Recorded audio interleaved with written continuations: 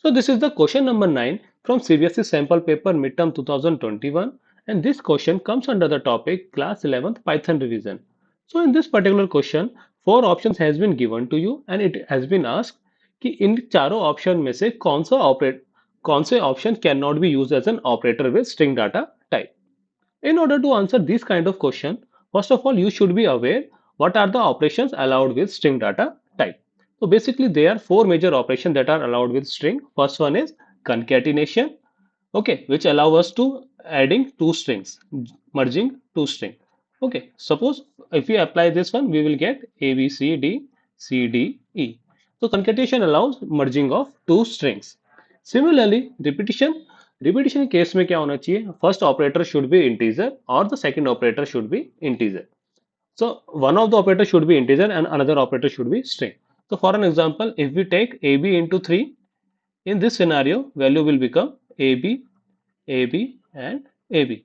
That's what is the repetition operation allow. Then membership operation allow us to find a particular element is present in the string or not. For an example, if I give A in ABC, so it will give us value true because of the fact that A is present in ABC. Similarly, if I try to do D in ABC, it will give us false value. Now slicing, you already aware, slicing gives you some portion of the particular data type or whole data type depending on the step value, and it goes from start to stop minus 1. Okay. So coming back to this question, so plus, as we already discussed, plus is for concatenation, N is for membership, star is for repetition. So in this, for this question, option number D is the correct one. Why? Because this operation is does not validate with string data type.